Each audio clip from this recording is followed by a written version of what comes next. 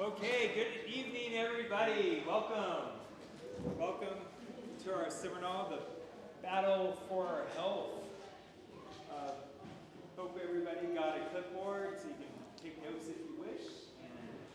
And you got two books that Steve Wohlberg wrote. One is called Sprout Power, and the other's that light at the end. So hope you enjoy the books. I think Steve's a great author, and all the books are amazing. There's a whole bunch of other books he wrote in the back. He's having a little book sale. If you want to buy any of the others, they're over there. And they're cheap. They're cheap, and Marge is there to tell you more about them. So I have quite a few of the books, and they're just easy to read. And I like that, because I've read too many complex books in my life and medical books that are the opposite of that. So yes, restrooms are down the hall to the right if you need. And if you're new here today and you didn't come yesterday, there's a registration card. It's just for our own feedback. We would appreciate it if you fill one out if you can. And then just there's a table in the back. Put them into a little box. All right, Steve Wohlberg is a prolific writer and speaker. He has written over 40 books on health and Bible topics. He has spoken all over the country in venues like this. This is a small venue. He's been in many large venues, and he's spoken inside by invitation at the Pentagon and the U.S. Senate. So tonight's topic will be sprouting with seeds, microgreens and sprouts. And at the end, I'll tell you about future nights. All right, so come on, Steve, and we're going to enjoy your presentation. Okay. Thank you very much. I was hoping the rain wouldn't keep people away, and it didn't. Here you are. So welcome here, everybody. I delivered good on my promise. Yesterday, I wore my full suit and my tie, and I said, that's it. So the next day, I was going to be scaling down and being more like you. I actually prefer casual dress, and especially with this topic, dealing with sprouts and microgreens and gardening. I just didn't think that wearing a suit and tie would be appropriate for this topic. So thank you for being here. This is going to be very interesting. I love this subject. I have many hats that I wear. I've got my husband hat, my wife Kristen. I have my dad hat for my children, Seth and Abby. And then I have my ministry hat where I work for White Horse Media, and we do a lot of production. We film, we record, we put our programs on YouTube and different radio and television stations. I do a lot of traveling. And I also have my gardening and my sprouting hat, my health hat. And I'm very committed to being around here as long as I can be here. I want to be with my family as long as I can and be a blessing to them and to many other people. So I am very committed to taking care of my body as much as I can. And yesterday we talked about how we're in a battle. We're in a war. We know the war is going on around us. We see, wars happening in different parts of the world. We see conflict in our country, in politics, religion. There's just, all kinds of conflicts.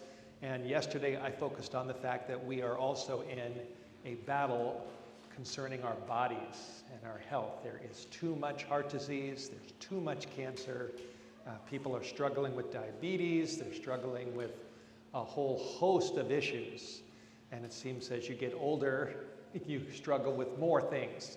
And so the purpose of this talk, very practical, especially for those who like to eat healthy food, is to just explain to you the benefits to your body of putting a lot of nutrients in your system through fresh, live, organic, non-GMO sprouts and microgreens.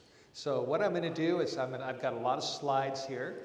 And first of all, I'll give you kind of all the reasons why this is a very good habit to get into. And then I'll give you some practical tips. I've got a jar here that I'll explain more a little bit, full of sprouts that I actually put in my suitcase in Spokane and flew them all the way down here from North Idaho. So I'll explain how I grew these, and then I'll take your questions. Sound good? Okay, so I showed you this picture yesterday. I actually teach a class also on how to sprout. So here's my daughter Abby, here's Seth. This is a big tray of sunflower microgreens. And this is buckwheat lettuce, this is purple rainbow radish, this is wheatgrass, these are peas, pea sprouts, and pea microgreens. Now the difference, if you don't know this, the difference between a sprout and a microgreen is this is a sprout. Sprouts are when seeds begin to just sprout their little tails. And then when they grow bigger and they get leaves, and then they start greening up from just light coming in through the window, that's called a microgreen. So the sprout and the so you go from the seed to the sprout to the microgreen.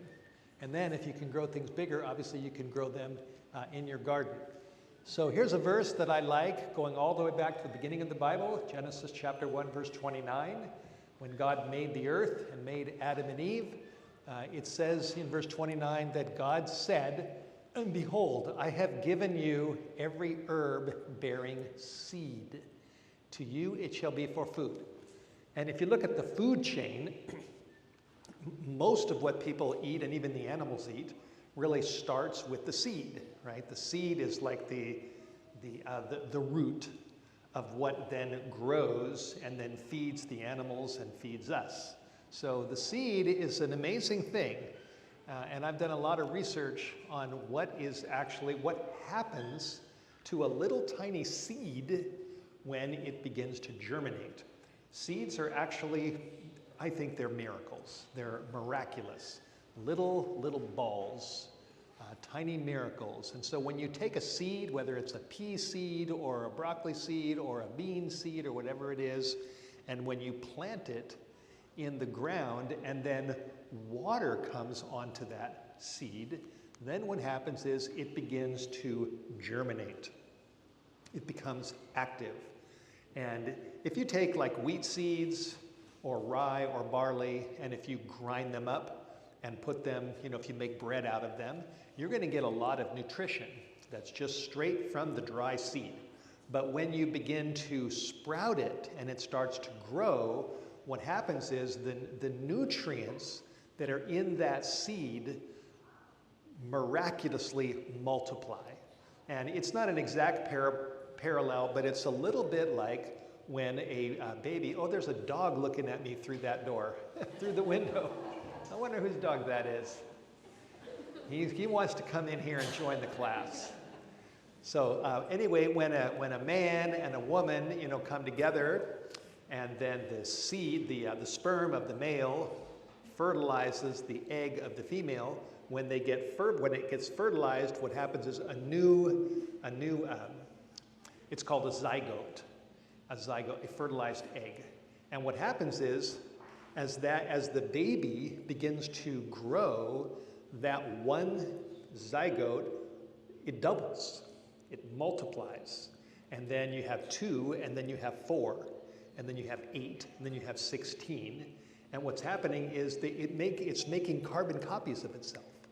So all the nutrients that are in 1 now are in 2, and now they're in 4, and now they're in 8. And to me, it's an amazing, it's strong evidence for the existence of God, that within those cells, there is a lot of complexity, and there's something called the DNA molecule, which has all the instructions to ultimately make you.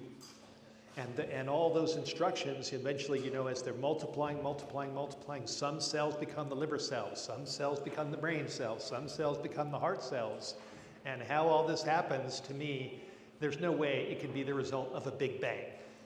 This is the incredible ingenuity of our Creator that made this happen. So when the baby, you've got duplication. So it's the same thing that happens with the seed. When a seed begins to, let's say there's so many nutrients that are in a seed, when it gets activated from water, then, and it begins to grow, it doubles and triples and quadruples. So the nutrients that are in the seed begin to just explode. And there's a lot of research behind this.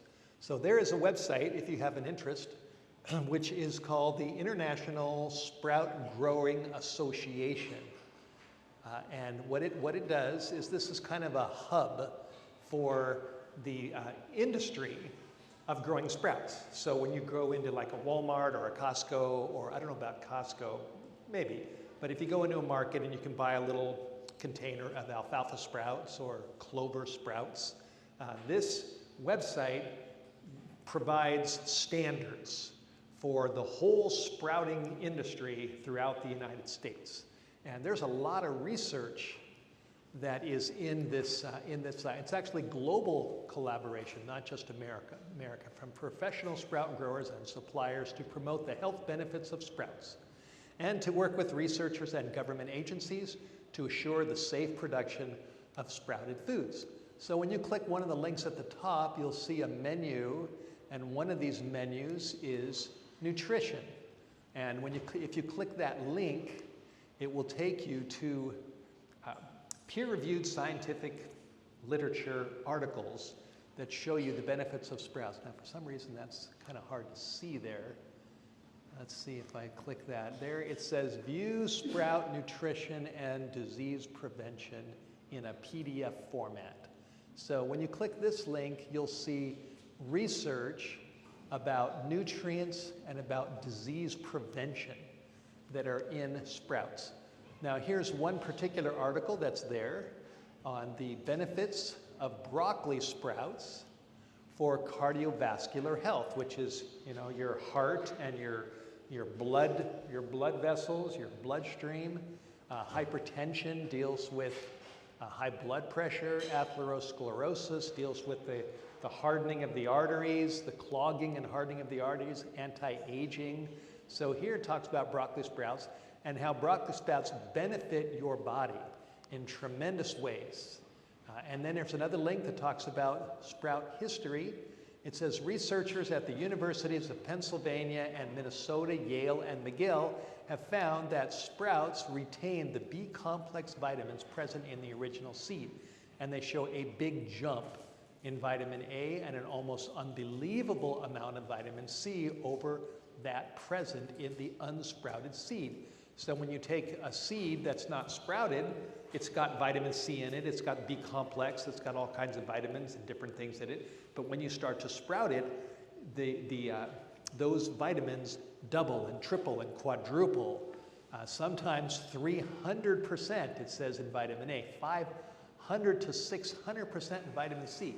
In addition, in the sprouting process, starches are converted to simple sugars, thus making sprouts very easy to digest. So the point is, there's a lot of research behind the benefits of sprouting a seed. Sprouts are the miracle food. This is an article in Vitality magazine a few years ago, written by a man named Steve Meyerowitz. Now, Steve Meyerowitz, he's dead now, but he developed a big company, a big business, and he's written a lot of books dealing with sprouting. And what happened, his story, he became known as the Sprout Man. And he was just like world famous, Steve Meyerowitz, the Sprout Man. And what happened was he was living in New York, and he was in an apartment, and he had all kinds of health problems. He had allergies and this and that, and the doctors, really couldn't help him. So somehow he learned about sprouting. So he turned his kitchen into a garden, and he started growing sprouts just right inside his house. And he was giving them to the neighbors, all throughout the apartment complex. Everybody loved Steve Meyerowitz and these big sprout salads. And the more he was doing this, lo and behold, all of his allergies vanished. They all went away. And other things started happening. And he just became so healthy that he just said, I'm going to make a business out of this. So he spawned a business called the Sprout Man with Steve Meyerowitz. And he began to make sprouts and send them out and teach people how to grow them, do videos, do books, and he became world famous. And unfortunately, he died I think he was in his 70s. He died in a car accident. And when they did an autopsy and looked at his blood vessels and his cardiovascular system, they said it was like a teenager's, that he was extremely healthy. His body was just responding to all the nutrients that were in the food. So in this particular article, he says something similar to the other website I showed you, that biologists tell us that in the first 5 to 10 days, young plants achieve their maximum nutrient density. In other words, they are more nutritious than at any other point in their growth. These babies are literally overflowing with rapidly multiplying enzymes, vitamins, proteins, and minerals needed for the development of the mature vegetable. B vitamins alone increase 300 to 1,500% in just 3 days. It's interesting that people have done research on the stage of the plant's growth that has the maximum amount of nutrition. So here, picture a seed here, which has a lot of nutrients in it. You grind it up and make bread. And then if you grow it to a little sprout, it has more nutrition. And then if you grow the sprout big enough so that it gets leaves, and the leaves start greening up from the sunlight coming through the, you can use a grow light, or you can just have the light come right through the sun or right through the windows. And so that's called the microgreen stage. And then eventually, if you put it in your garden, and so picture like a broccoli seed, a broccoli sprout, broccoli microgreen, and then broccoli in your garden. So you've got a full plant in your garden, and you take your little knife or your scissors and you cut off a broccoli head. At what stage is there the most nutrients in that process? Is it the seed stage? No. Is it the sprouting stage? No. Even though you get a lot more than the seed stage. Is it the full head in the garden? No. It is the microgreen stage. And so pound for pound, there's a substance in broccoli sprouts which is called sulforaphane. It's world famous, and it's an anti-cancer substance. So if you eat a lot of broccoli sprouts, you cut your risk of getting cancer significantly. And they found that if you take a pound of broccoli that you cut from your garden, full head, and you take a pound of broccoli microgreens, pound for pound, there's way more sulforaphane and nutrition in the broccoli microgreen. So the microgreen stage is the peak stage. It's still good to eat broccoli in your garden, no doubt about it. But the microgreen stage is the maximum. So like it says here, 5 to 10 days. You can grow broccoli sprouts and get green leaves in 10 days as a microgreen. Now here's a picture of some beautiful sprouts. This looks like alfalfa here. This is sunflower. This looks like wheat or barley. This might be clover. So there's all kinds of different seeds that you can grow into sprouts. And here's just one list of many lists of the health benefits of sprouts. It aids in your digestion because it's got a lot of nutrition. It boosts your immune system because the more nutrients you get into your body, the more your body is able to fight off diseases and viruses and whatever else that comes your way. It aids in weight management because you can eat a whole bunch of these and you can get full, but you're not getting a lot of calories. It protects your body against cancer, especially broccoli sprouts. It improves the circulation of blood in the body, helps reduce the risk of heart ailments, helps in the growth and development of your body. It reduces risk of neural tube defects in infants, so for pregnant women. It helps to prevent cataracts and macular degeneration so you can see better. It inhibits the growth of cold sores and reduces the effect of allergic reactions and asthma. And that's what Steve Meyerowitz found out, that his allergies went down and disappeared because he was putting all this nutrition in his body. Here is another similar sheet here or slide here that shows the health benefits of bean sprouts. Good source of protein, rich in fiber, which I talked about yesterday. The more fiber you get, you lessen the transit time from one end to the other. Things go quicker through the system. It also helps you with calories, and that's weight loss, increases fertility, protects against cancer, good for your skin and beauty, improves your digestive process, helps your eyes, prevents anemia, reduces blood pressure, lowers cholesterol. It can be used in salads and a whole host of other ways to eat them. Builds up your immune system, enhances gastric activity so that your body can produce the enzymes that breaks down your food. So the list just goes on and on and on and on and on and on and on of the benefits of sprouts for your body. It's just about nature's perfect food. It's hard to find anything on this planet that is better for you than a sprout and a microgreen. Getting interested?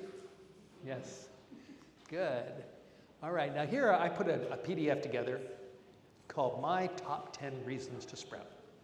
Why do I do this? And I've been sprouting since I was a teenager. Sometimes I'll tell audiences, and it's really helped me at the age of 95. I feel pretty good. Now, obviously, that's not true. I'm not 95. I'm almost 66. But I think I'm doing pretty good for my age. And so I started sprouting when I was about 17 years old. I lived in Studio City in Southern California. This was before I started reading the Bible. I got involved with the wrong crowd. I started using marijuana and drugs and drinking and just doing things I'm not proud of. But somewhere during those teenage years, I learned about the health benefits of growing sprouts and microgreens. So I started growing alfalfa and clover and sunflower greens in my home while I was using marijuana. And it's amazing. And I think that the sprouting helped me survive those days. I was also exercising, I played a lot of basketball, and I went to the dance floors a lot, the nightclubs, which was not good, but I was getting at least exercise on the dance floor. That was the one good thing about that.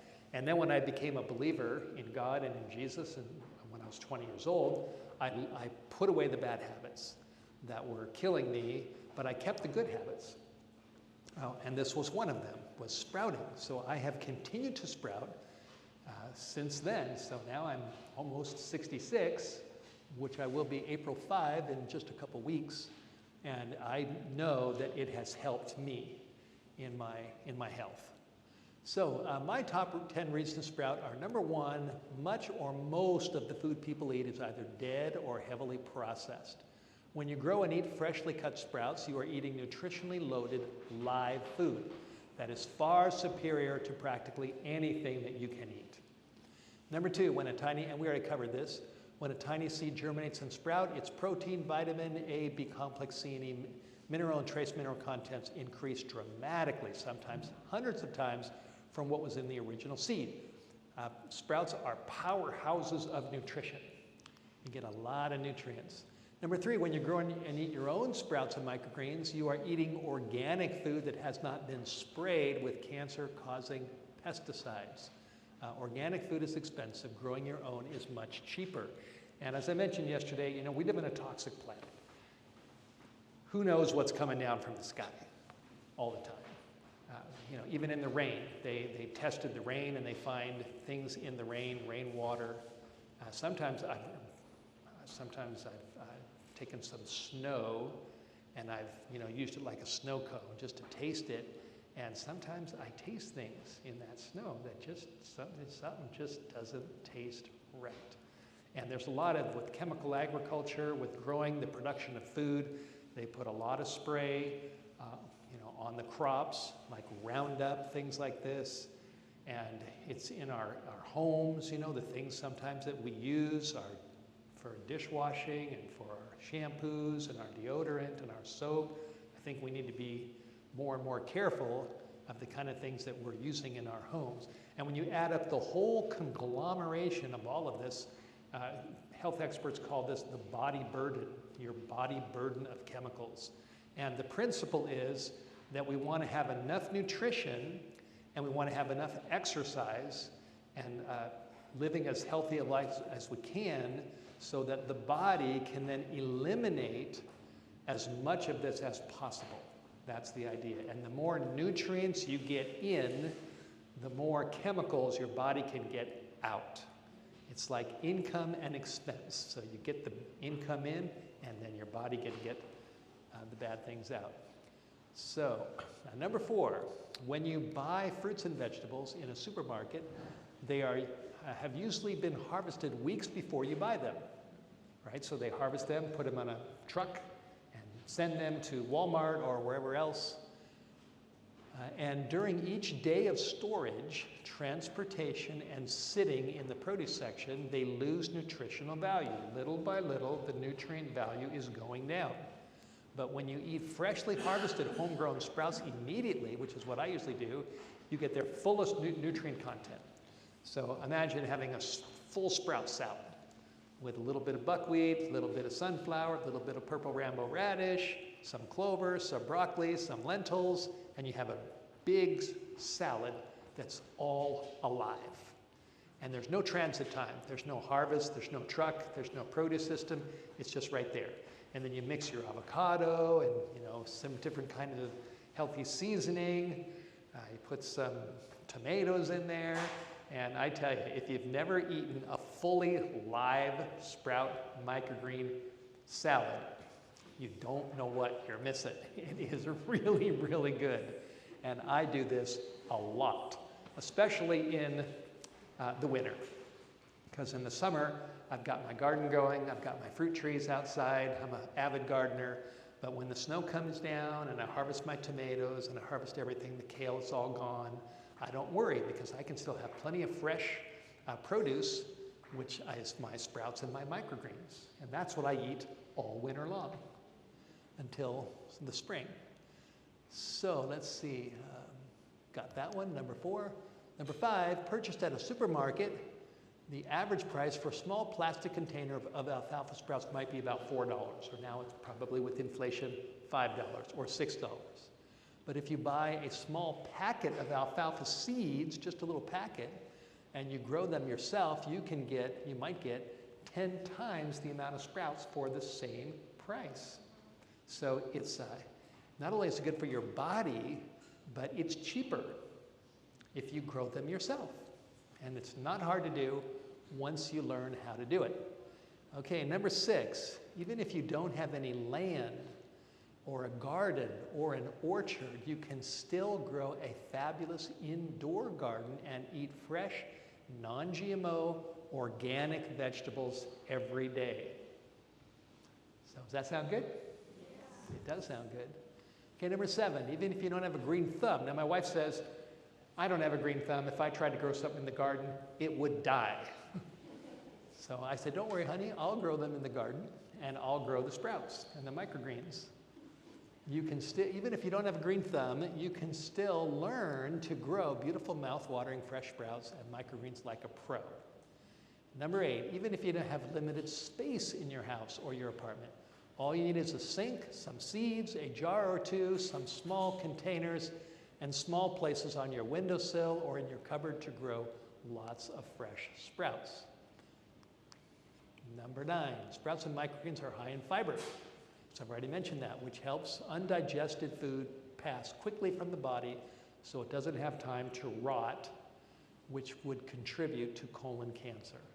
Number 10, sprouts and microgreens contain powerful properties that will enhance your immune system, which will help your body to fight diseases like cancer. So whatever comes your way, if you've got a strong immune system, your body can handle it. That's the principle.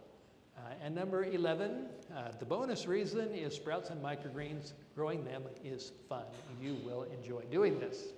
I like it. I love it. I've been doing it a long time and I'm gonna keep doing it. Keep doing it. So now, here this goes along with that PDF I put together, 8 reasons why people don't grow them. Number 1, they say, I'm too busy, I can't do it. Too much to do. That's an excuse. And my response is, no, you are not too busy once you learn what to do. It takes only a few seconds or minutes each day to grow lots of super healthy sprouts. And I will prove that in just a little bit when I tell you how I grew this jar of lentil sprouts. And when we're done, you're welcome to come up and have a sample and see what you think. So so this is an excuse. I'm too busy. No, you're not. You can do it. Number two, I don't have enough room in my house or my apartment to sprout. And my response is, yes, you do. You do have enough room. All you need is a sink, a small jar, small packet of seeds, a small space on your windowsill, counter, or inside your cabinet. Almost everyone has enough room where they live to grow plenty of nutritious sprouts. Number three, sprouting is too expensive. I can't afford it. And my response is, yes, you can afford it. You know, people spend, they got to have that cell phone. And they'll spend a lot of money on that cell phone, which costs a lot more than growing sprouts. Most of us have enough money to buy gas and groceries. I mean, unless you're very, very poor, you do have enough money to grow sprouts. Of course, you can spend a lot or a little, but it takes only a little to get started, and the health benefits will save you money in the long run. Less medicine, fewer trips to the doctor, less time away from work, etc.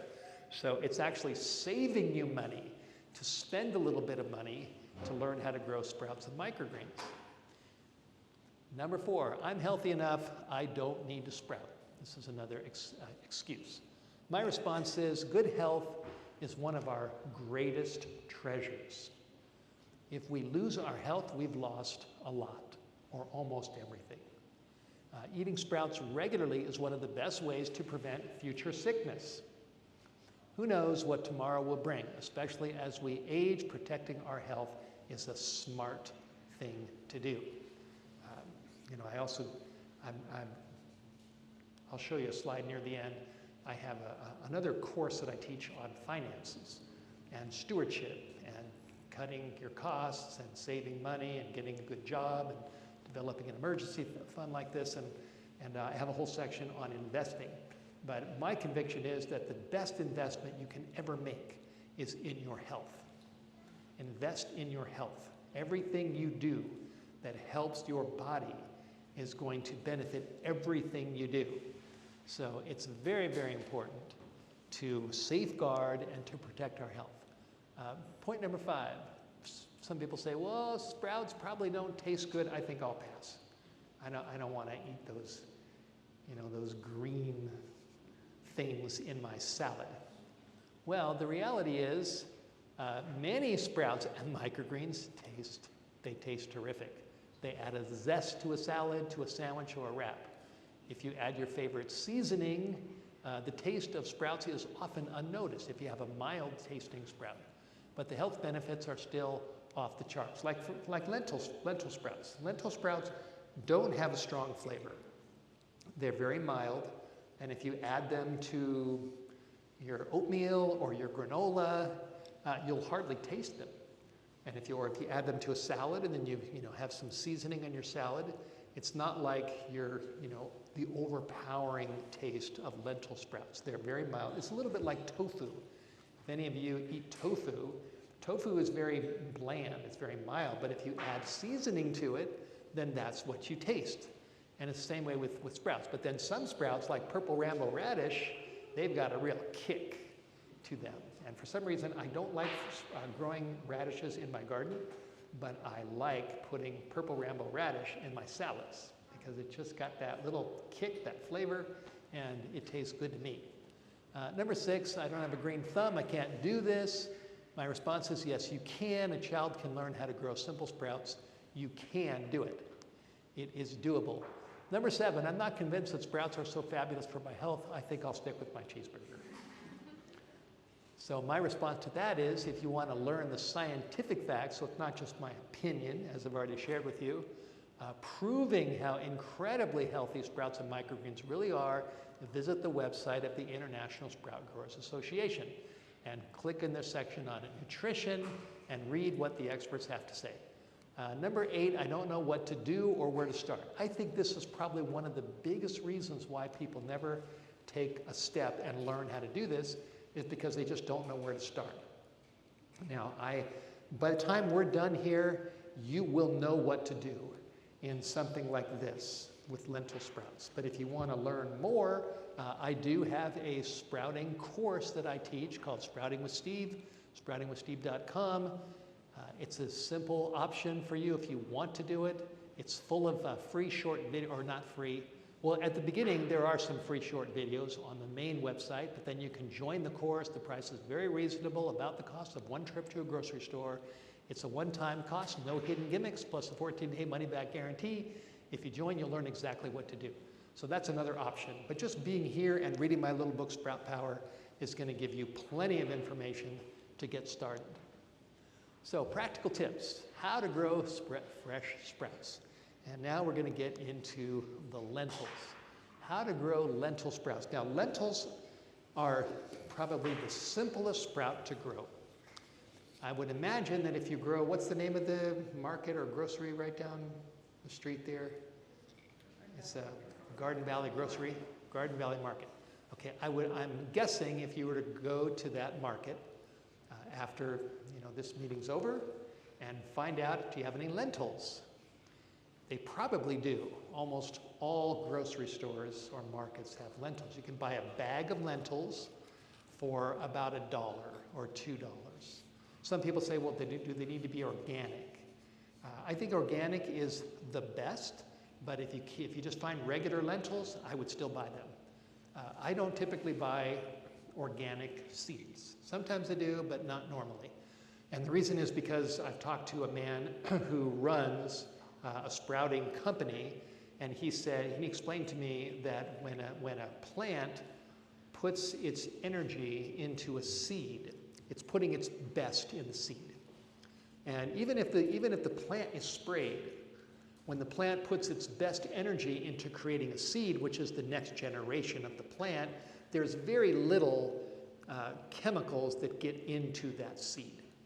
And then when the seed begins to sprout and grow and multiply, the chemicals don't multiply on their own either. So that small amount is going to be there, but I think you're getting more benefit from the nutrients than you're getting from the chemicals. But if you want to, by all means, if you want to buy organic, you can certainly do that.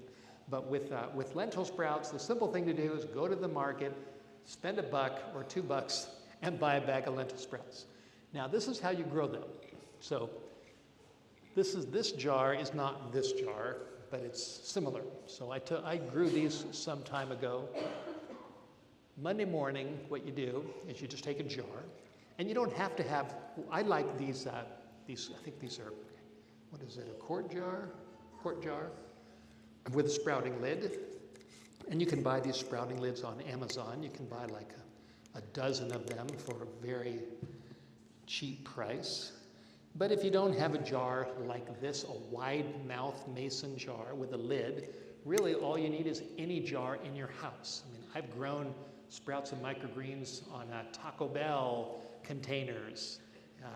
I eat a salad at Taco Bell, and I say, I'm going to grow some microgreens on this. So you can really use any jar that you've got.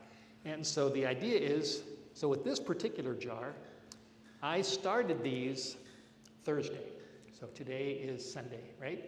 So I knew it's going to take me 3 days to grow a whole thing here of lentil sprouts. And you can come up afterwards and you can see these. But these sprouts look good. I mean, they look great. So here's a little lentil sprout with the tail. See the tail there? Going to the camera. So what I did was I took my lentils, dry lentils, and I put about this much in there, and I did this Thursday afternoon. So today's Sunday, so 3 days ago, I poured my lentils in, and then I filled it up with water. And I did this Thursday afternoon at about 4:30, because I knew I'm getting on a plane Friday morning to fly to Boise to get picked up and to come here. So I calculated 3 days is what it's going to do. So what you do is you just put the lentils in your jar, whatever jar you have, and you fill it up with water. And I soaked these for about 5 hours. Now you can do it at night if you want. Like if you did it tonight, go to the market, buy a bag of lentils, go home, get your jar, put so much in there, and then fill it up with water and then go to bed. And then in the morning, you pour out all the water. So if you have a little jar like, or a little lid like this that has holes, it's very easy to just, pour out all, and I want to make sure I get all the water out. If you don't have a jar like this and if you don't have a lid, the poor man's way to do it is you can actually just, any jar you got, and you can even use your fingers here and just pour out the water.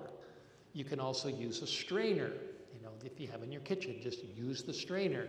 You can use a cheesecloth or a nylon, your nylons that you don't use after a while. You can cut a little bit of that and you can just put a rubber band around there and put the nylon on top, and that'll work too. So as they say, there's more than one way to skin a cat. That's right. Yeah, some people like cats a lot, so I kind of hesitate to say that. But you've heard the expression. So there's plenty of ways to do this. The idea is you just need a jar. You need your lentils. You fill it up with water. You soak them 5 hours, 6 hours, 7 hours, or overnight. And then in the morning, you pour out all of the water. So the idea is, come on, get in there. And this is the way I'd say it. You give your seeds a bath one time. And that's when you soak them in water. And then when you pour out the water, after soaking them, you give them a shower twice a day, which means you just take the lid off, or you put more water in and pour it out. Take the lid off, or pour the water in and pour it out. So give them a bath once and give them a shower twice a day. So this particular batch up here, I started these on a Monday morning, and I filled them up with so many seeds, and then I filled it up with water. So then this particular batch, 5 hours later, look what happens. You see how high they are compared to this? So what happens is they will double in size. And that shows you your seeds are good. And I've never purchased lentils anywhere that didn't sprout. They always sprout. So once you soak them, 5 hours later, or if you do it at night and you look at your jar in the morning, you can expect those seeds to have risen. And if they don't rise, then you need to get some other lentils. But I've never had that happen. So the fact that they've doubled in size is because they're getting activated. Because the water, they're absorbing the water, and they're beginning to grow. So they double in size. And the nutrient content within them is already doubling, tripling, quadrupling. And so that's 5 hours later. So remember, I started them, was it Monday morning? Yeah, Monday morning. So Monday morning, 5 hours later, and then what you do is you pour out the water. And you want to get all the water out because you don't want your seeds sitting in water. So that's an important tip. Now there's different ways to do it. Sometimes, this particular jar that you're getting, this is a gift, right? Is this the gift jar? Paul, is this the gift jar? Everybody's going to get a gift. So you're going to get your own jar, is that right? Tomorrow. Okay, tomorrow, if you come to the meeting tomorrow, you'll get your own jar. And you'll get a lid. Now this particular lid is a sprouting lid, and it has little points here.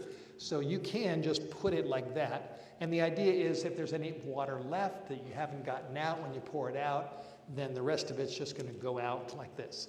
Sometimes I take a little plastic container and I put it in like this on a tilt. You can put it in your sink and kind of lean it up against the corner of the sink. So the idea is you tilt it so any extra water, but what I don't normally do that anymore.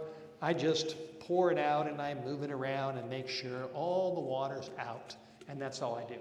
And so then at that point you can just put it like this, or you can lean it on the side next to the sink, whatever you want to do. So there's the container, and then I let it sit there. You can do that or not do that, either way. So now we started Monday morning, and you can see if you look closely, or if you can see that, by Tuesday morning, you've got little tails growing, right? So that's only one day. And how much time does it take to do that? How much time does it take to grab a jar, to take your bag of lentils, to pour about this much in, put this much water in, and then sit it on your counter? It's not going to take you half a day. It's not going to take you an hour. It really is only going to take you, 2 minutes. 2 minutes to do that. So it's it's a good use of your time.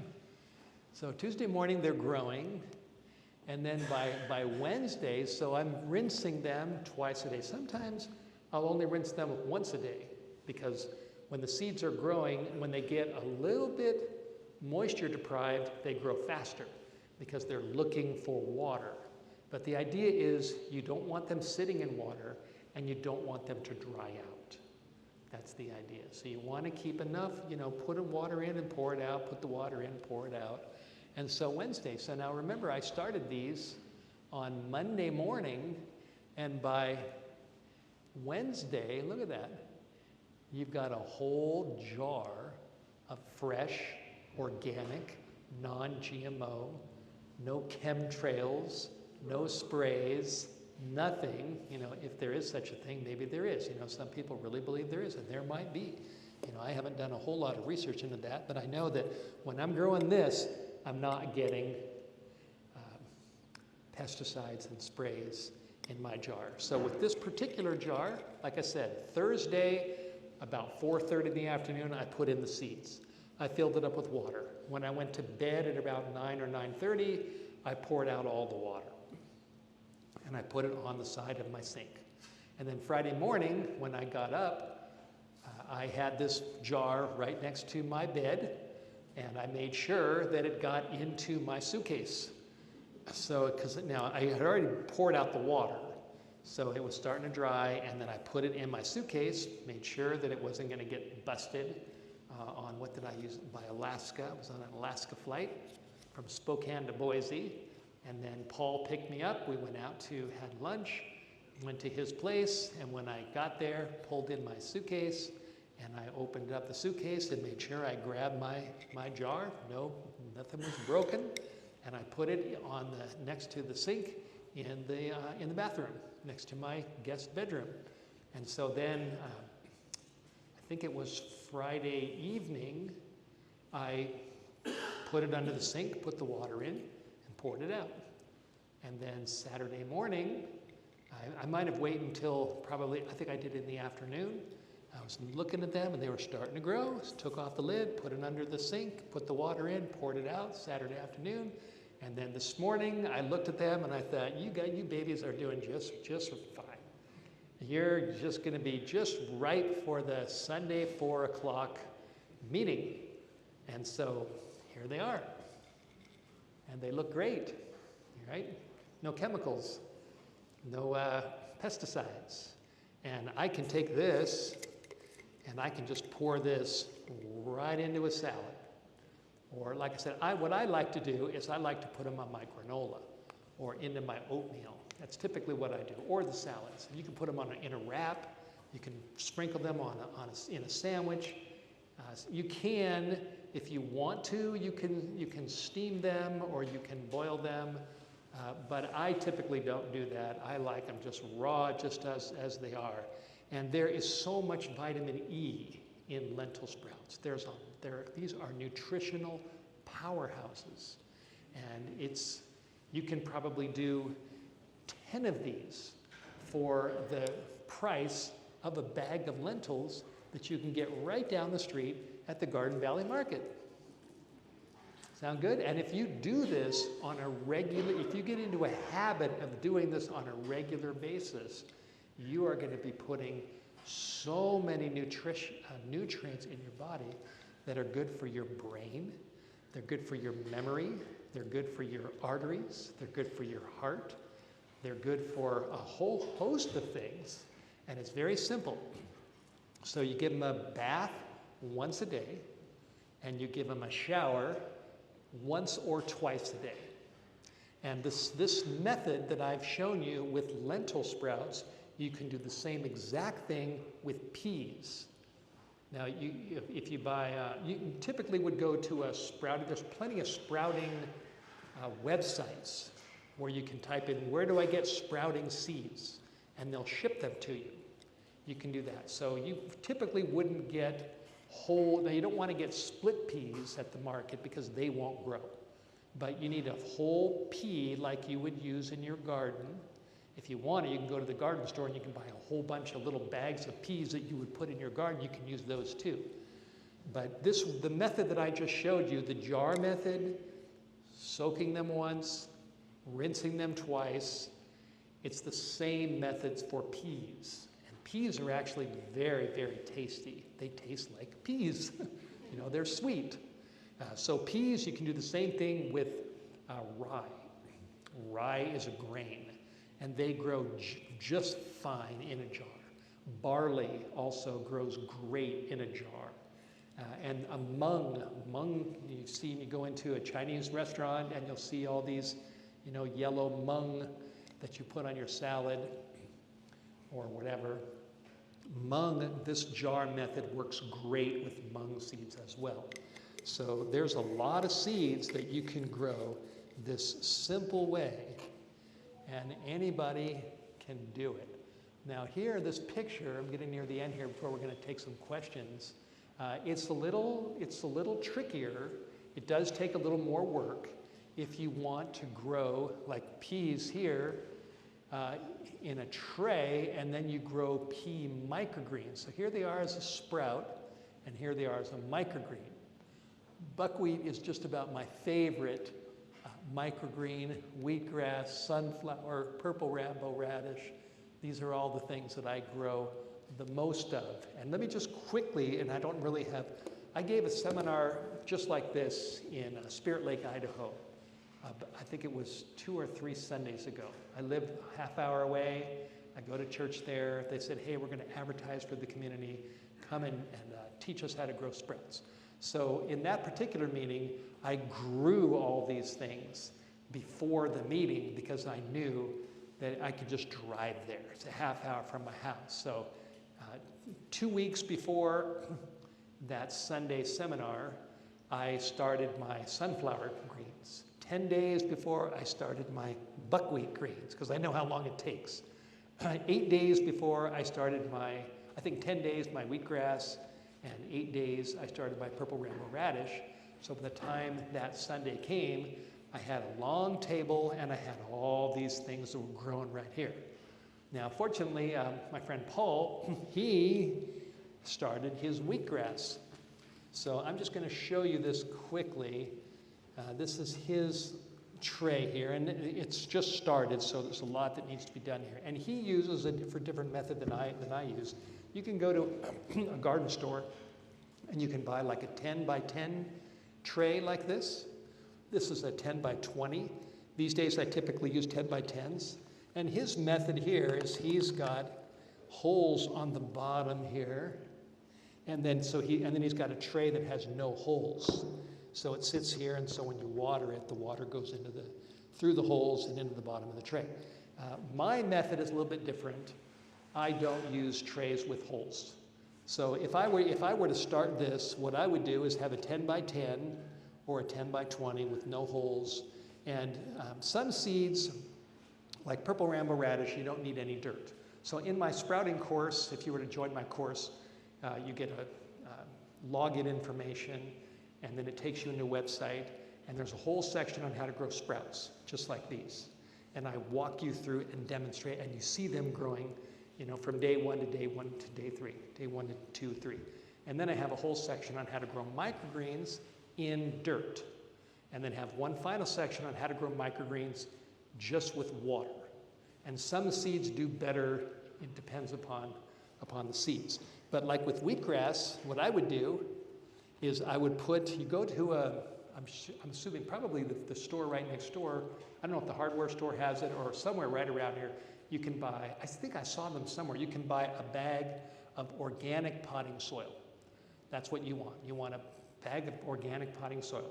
And then what you do is you fill this up, half of it, with the organic potting soil. You just use a cup or pour it in, and then you mash it down so it's nice and the way you want it. And then you take your seeds. Now he used wheat seeds, and the best way to grow wheatgrass is hard red winter wheat seeds. And so you sprinkle your seeds on, or use a little a cup or whatever. And the idea is you don't want them on top of each other. You want it just a nice layer of seeds. And you can do the same thing with sunflower, black oil sunflower seeds, which is basically what people use for bird feed. It's the same thing. You can also use buckwheat, and I really like the buckwheat over there. I'm holding buckwheat. So you sprinkle the buckwheat, or you sprinkle the sunflower, or you sprinkle the wheat. And what I do, or you sprinkle the peas. And what I do then is I will take this and put it under my sink. And I will use the spray part. So, you have the straight blast, or you push the button and you have a spray. And I will spray it down, up and down, up and down, up and down. And the idea is you want to give it a good soak, but you don't want puddles. No puddles. And you learn as you go. It's kind of a learning curve. And so I get it so it's nice and moist. And then I have another tray like this, and I cover it. And then 24 hours later, I take the cover off, and I put it under the sink, and I spray it again. And then I cover it. And after 2 or 3 days, or something like that, they'll be growing. And once they get probably about this big, then I take the lid off and I put it on a table somewhere so I get light from the window. That's all you need, light from the window. You don't need a grow light. You can, if you do have a grow light, it's not going to hurt. It might boost it a little bit, but I've learned everything you see here growing, there's no grow lights here. This is all just window light. So with this takes about 10 days to grow a big tray of buckwheat lettuce. And these are delicious. It's like a mild lettuce. I love buckwheat in my salads. Here's my tray of wheatgrass. So Paul just has it's just getting started here, but this is what my wheatgrass looks like. Here's the purple rainbow radish, which I actually grow in a little, it's called a sprout garden container that you don't even use any soil. You just use a little spray bottle, moisten it on the bottom, sprinkle the seeds on, cover it, lift up the lid, spray it a couple times every day so it stays moist, and they'll just grow right up without any dirt. Purple rainbow radish. And here's the sunflower. And my kids love sunflower. See them? Look at that. They're eating that. Kids don't eat a lot of sprouts very often. But every time I bring a tray of sunflower greens, it takes about 2 weeks to grow these big trays of sunflower greens. I tell you, my kids love them. They call them sunnies. And Abby, when she was a little girl, she'd say, "Daddy, can I have some sunnies?" And I'd bring a tray in, and I'd say, "Abby, I got some more sunnies." And she'd say, "I want some sunnies, Daddy." So I would cut them right off. I'd put them in a little bowl, and I'd cut them up, mix them up, and then put a little bit of nutritional yeast, a little bit of maybe a little bit of salt, and mix it all up, and she'll just gobble it down. And so will Seth. Both of them. They love sunflower microgreens, king of microgreens. And you can actually go into business doing this. If you have a big enough location and you learn how to do this, I mean, you can make a lot of money if you want to get into a big microgreen business. So, and there's other things that I've grown, all kinds of things. This, I think, is chia seed.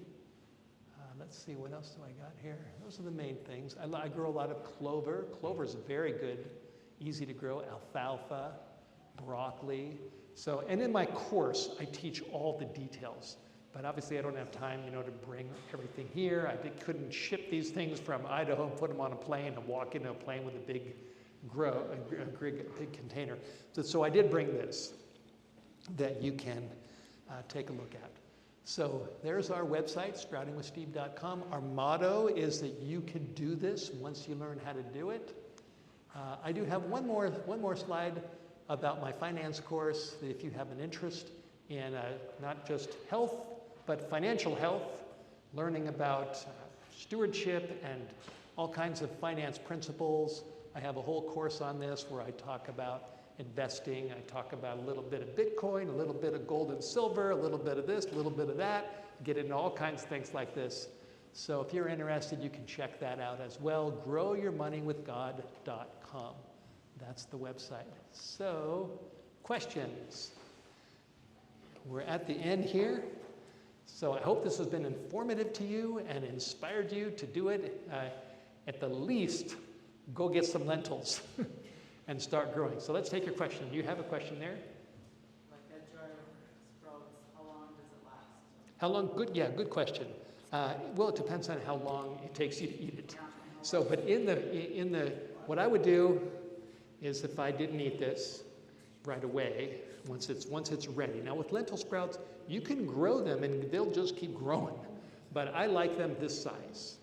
And so what I would do is if I've grown it and I'm done with it after 3 days, then I will just take this and pour this into a baggie, a plastic baggie.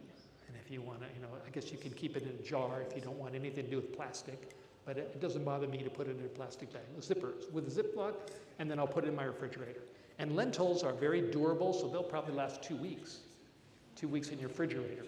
Now here's a key trick or tip that when you put sprouts in your refrigerator, you don't want to water them and then put them in a bag and put them in your refrigerator.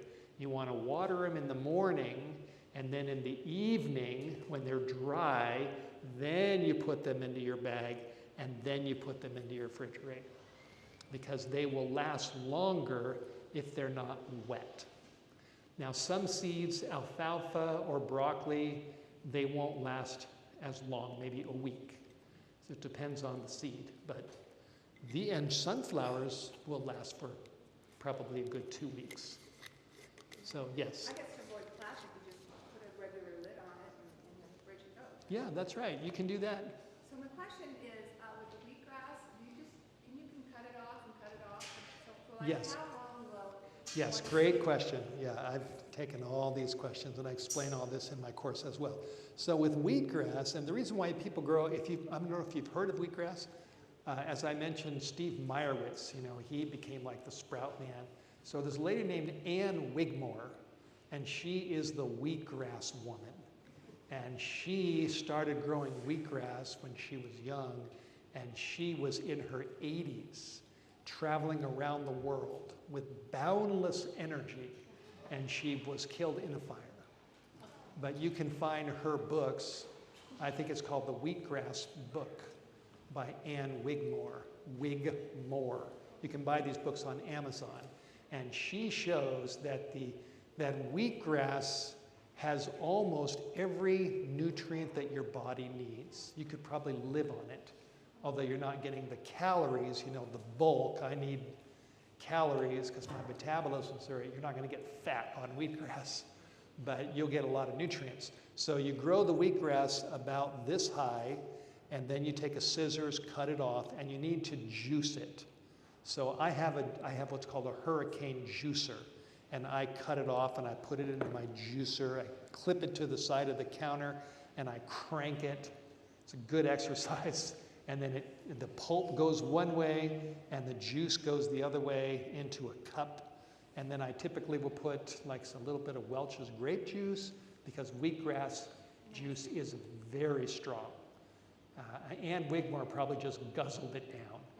But I like to put a little bit of juice in there because it makes it more palatable. Now, as to your question, with wheatgrass, one cut is about all you can get. No, I mean, you can, and I've tried it, but your second crop is going to be scraggly. It's not nearly as good. Now, with peas, when you're growing peas, that's a different matter. With peas, you can put your peas on here, keep them moist.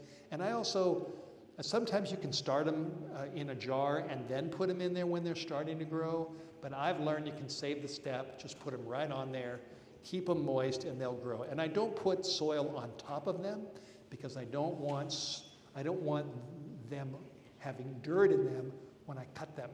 I want them the roots go down, the plant comes up. Now with peas, you can get a big, nice crop of peas, and you can cut it off, and you'll get another crop, even 3 crops, and it looks just as good. You get just as much.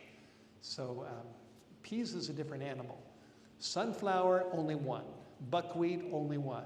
Purple rambo radish, only one. Wheatgrass, only one. It depends upon the seed. But peas, you can grow 2 or 3 good, healthy crops. So, any other questions? If you have any questions about this, feel free to ask. So you put that in oatmeal, do you put like a tablespoon in your oatmeal? Oh, I might take maybe this much. Yeah, I just pour it in, mix it up, put some strawberries or blueberries, maybe a little bit of carob powder or maple syrup or honey, and then you mix it in there, and it's like eating a bowl of oatmeal. You don't really taste the lentils, hardly at all. And yet you're getting a lot of nutrients from the lentils, for sure. And that's what I like to do. That's my method with my lentils, yes.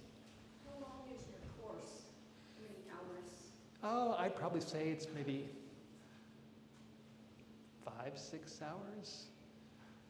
You see my daughter in there, you see my son in there. So, and there's videos on the one side to get you started.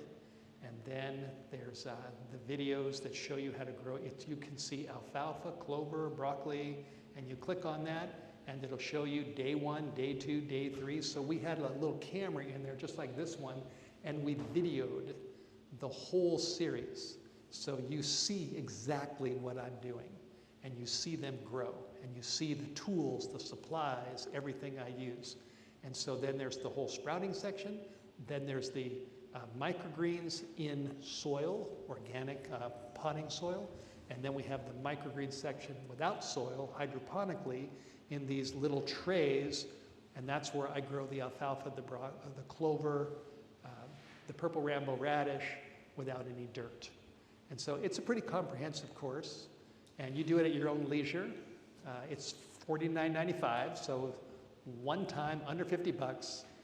There's no expiration date. There's no upselling.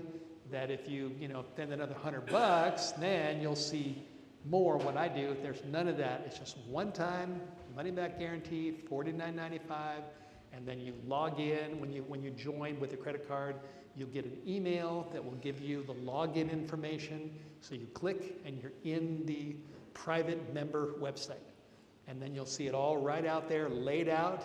You can go through it at your own leisure. There's one lady that took the course, and her husband, she told me on the phone, her husband had a lot of neurological problems.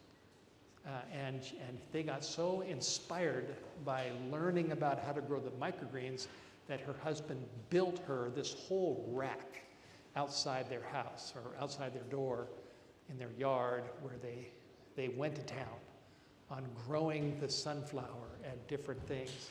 And she told me that as a result of her husband eating all these microgreens, his neurological issues significantly improved. So we have testimonials of people who have done this. And you can go to the market and spend $50 easily. And I think it's a pretty good investment in your health for this amount of money. But like I said, you don't have to do it. You got plenty of information here. But if you do it, take the next step, you'll learn more. Yes? So can you blend that stuff up? Like my granddaughter she eats with a G tube dirtling or something. Sure, you can. So can that be put in? Sure, you can blend it up. And if you grow wheatgrass, which is very powerful, a lot of health food stores, you can buy a shot of wheatgrass for like $2. And then you can feel it. It's very, very powerful. So what was I going to say about that? With wheatgrass, if you don't have a juicer, you can spend money on a wheatgrass juicer, or you can just cut it, put it in a blender, put some water in there, blend it up, and then pour it out through a strainer so that the water is just green water. Because you don't eat the grass. The grass is, it doesn't digest. So the juicers will separate the pulp from the juice. Or you can just use the blender method and just whiz it up, pour it through a strainer, and there you got wheatgrass juice. Yeah. Yes? Do you make like crackers or bread for wheatgrass? I don't, but you can. You surely can. There's a lot of ways to do things. Another tip is you want to, if you're going to grow microgreens, it's better to grow them in a room that is not hot, because the more heat, it's more likely that they're going to get mold. And so you want a 68-degree room. So if you do it in the summer, do it in a room that's air conditioned. But what I do is I just do it in the winter. I do it in the late fall and in the winter, and I open a little crack. Because where I live, we have 5 acres in Idaho. My house is here, and our White Horse Media headquarters is right next to it, where our staff works. And we have 2 floors, and we have a kitchen up there. And they're basically leasing the building from me because it's on my property. And so that really the whole property's mine. And we have a big table up in the kitchen. And so I have a kind of a sprouting corner. And then when I grow the microgreens, I put them on the tray or on the table. And there's still plenty of room for people if they want to eat up there, and with the kitchen and our staff. But, I can get away with that. I couldn't get away with that in my house with my wife, having all these microgreens on the kitchen table, but I can do it there. But you can grow things like this anywhere. You can grow them in the laundry room, your bathroom, your kitchen, put them on the windowsill. You don't need to worry about any lighting requirements. You can just put them under the sink, and that's all you need with the jars. Do you not cover those? So, I used to sprout 100 years ago, but 100 years ago, you look good. I did. It wasn't that long ago, years ago. But I would, after I rinsed them, I'd put a paper bag over them for them. Because I thought they were supposed to be dark. Well, yeah, not for this. I wouldn't, this doesn't have to be dark at all. There was no darkness, and they look fine. But now if you're going to grow mung, you'd want to keep them because they're going to start getting those leaves. But when they get green, if they get exposed to the sunlight, they get green, they get a little bit bitter. So that's right. So you'd put a little bag on or put it underneath the counter in a cabinet for mung. Yeah. Yep. So there's just like any seed you grow in your garden, you grow different things differently. It's the same way with sprouts. There's a lot of variety. There's little tricks of the trade. There's some learning curve. But with these, you can get started right away. Okay, where was the hand? Yes? What temperature should the water be for the bath and for the shower? I think it's just regular tepid water. Yeah, I just stick it under the sink. Yeah, now Paul has a property not far from here, and he's got a good well, and so clean water. Sometimes people say, well, what about if it's fluoridated water? I'd say any water is better than no water. But the more you filter the water or have a good well with good water, you're always better off. Just normal? Yeah, normal tap water. This just goes right in the sink. Pour the water in, put it out. Yep, regular Garden Valley well water will work just fine at the normal temperature. Yes? You said that after 5 hours, you can rinse them? Yep. Yeah, you'll see them. You'll see them double in size. And if I want to do it overnight, then it would be in the water? Yeah, it's not a problem with lentils or peas. The bigger seeds, you can soak them longer. Now the little seeds, if you're going to use alfalfa or broccoli or clover, I would only soak them for about 3 hours, 3 or 4 hours. You don't need to soak them as long. But the bigger seeds, soak them longer.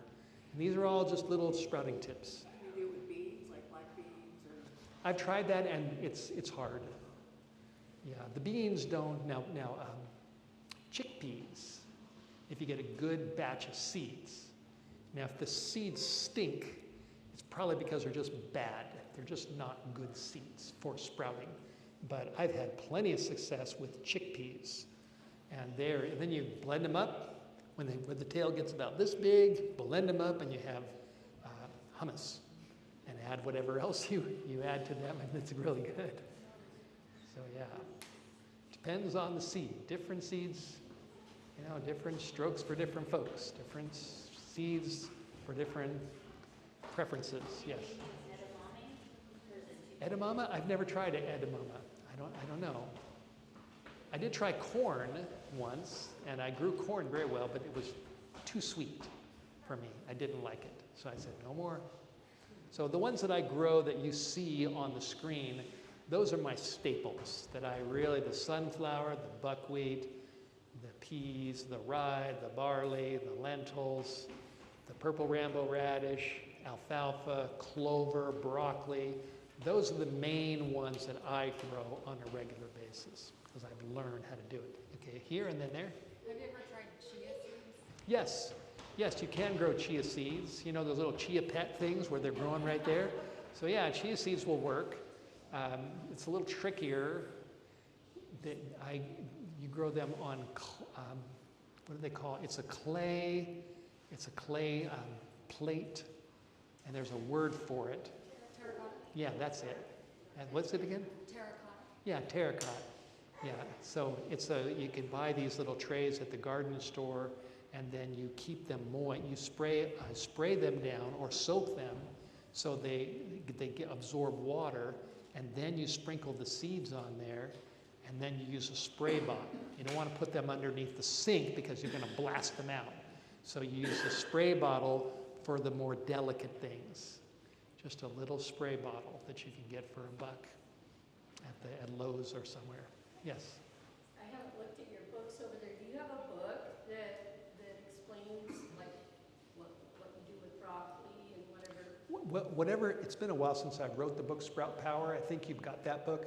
Everything I have on sprouting is in that book Sprout Power. Now over on the table, there's another book called End Times Health War, which has Sprout Power, Surviving Toxic Terrorism, Juice Your Way to Fabulous Health, and the 8 Laws of Health that I talked about. Those have all been combined into End Times Health War.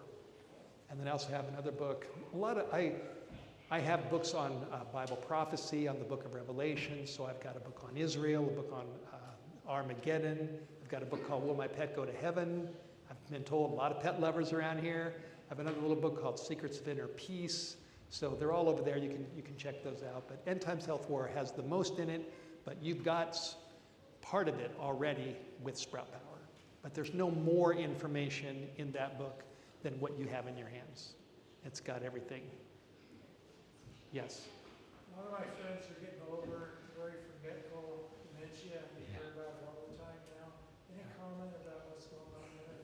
I've never seen it like that. Yeah, that's a complicated subject. I have a friend of mine, Dr. Wes Youngberg, and he is doing a lot of research on Alzheimer's and dementia and what nutritional things you can do to help with those things. I think just generally, exercise is good for your brain, and nutrition is good for your brain. Getting enough water is good for your brain. So the basic things I taught yesterday are definitely going to help, but those who are really studying Alzheimer's, they're probably going to give you some more extra tips of things that you can specifically do. You want to keep your brain active too. Do something so you're thinking, you're not vegetating. Because it's like the brain is like an organ, the more you work your body, it's going to work better. Same thing with your brain. If you just don't do anything and just sit around and watch TV all day, you're not keeping your brain active. So, yeah, so any more questions? Boy, we've gone, how long have we gone? An hour and a half, just about. Any more final questions? I hope that this has been valuable to you. I've enjoyed doing this. I know there's more coming. There's another class tomorrow and the next day and the next day with more health tips right here. Is that correct? Yes. So thank you for having me. Hope you've been blessed, and I hope that you'll sprout. My motto is, you can do it. Get started. And the Lord will help you. God will help you. Pray for wisdom and guidance and His direction, and you'll get better in what you do. And it'll benefit your body. So thank you.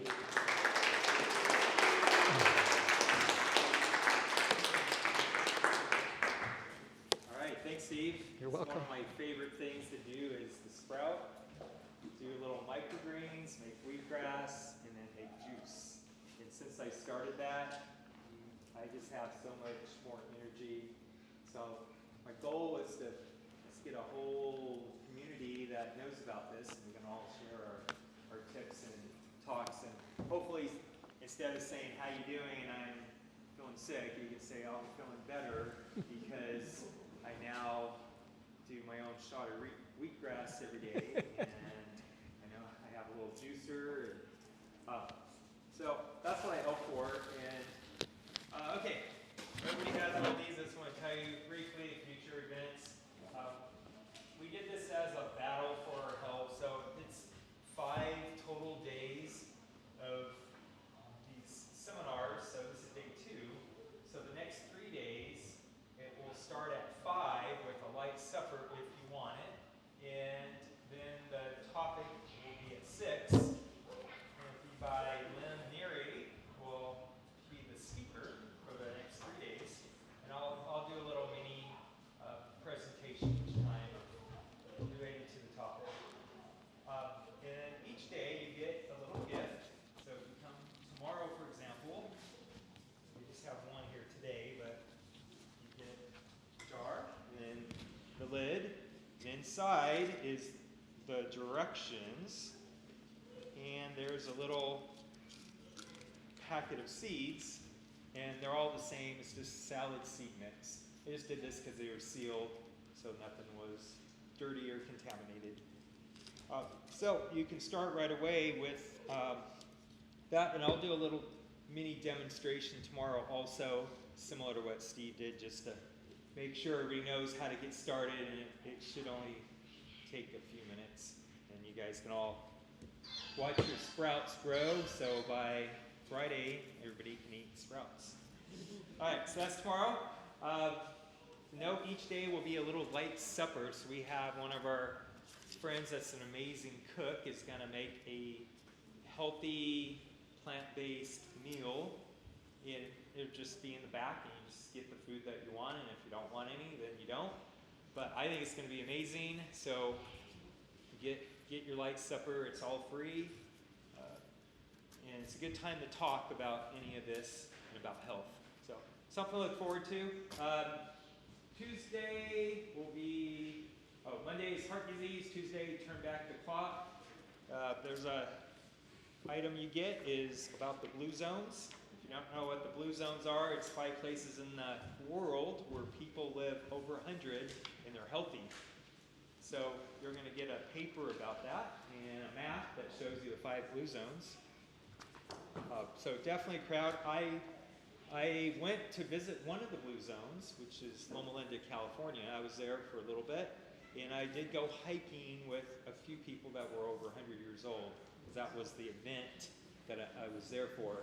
So we went up a steep mountain similar to Station Creek, and it wasn't quite that far. It was probably less than a mile, but the 100-year-olds led out the group. So I'll tell you a little bit more about that. If I can find pictures, I'll show you. If not, we'll just talk. And then the last, that we conclude our seminar on Wednesday, Abundant Life, and everybody will have this cookbook. And the next 3 nights, there is, I believe, the recipes from this book. She's going to make one of the recipes. So then you'll have an example, and then you can look at your book and know exactly how to make it. This is one of the best books I ever seen. It's a simple, low-cost book, and it's been around for many years, but that's the best. New is not always better, I found. The old-fashioned methods are very worthwhile today because no processed anything, so you can do it easily. On the very bottom, future events. There's an ongoing Bible study every Tuesday at 4:30, studying the book of Revelation. And Sandy is part of that. Yeah. You want to say hi? Yeah. We've started just verse by verse, right through Revelation. However long it takes us, we only use the Bible as our reference, and it's been amazing. We just have a small group, about 10 of us, and we'd love for you guys to join us. It's every Tuesday at 4:30 at the Seventh-day Adventist Church off of Castle Mountain Road, I think it's called. Yeah, so if you want to know anything more about it, I'll be back at the tables, and we'd love to have you join us. Yep, it's good. I try to go to it as much as I can. And then last is if anybody wants to meet up to talk about sprouting, wheatgrass, and juicing, I'm hoping to do that towards the end of April. You can either tell me or give me your phone number or just email me and I'll let you know the date. And I was just gonna do similar to Steve, except I was gonna bring trays of the things I grew, and if anybody else has anything they did, you can bring it and we'll just share how it turned out and just talk about it. And I'll just show where I got my supplies. I use True Leaf Market just because I like these nice heavy duty trays, but they sell smaller ones also. So I'll share all that with you. So yeah, thank you. I'm glad you all came. Please pass the word to everybody. If you want to look at these lentils, just come right up, and you're welcome to try them. I'll try one. Thank you, Paul. I went to Hot Springs today, which was nice, so I'll always remember Garden Valley, Pine Flats. Hot Springs. Went to Pine Flats, Hot Springs. Yep. Got a place to ourselves. Water, and it was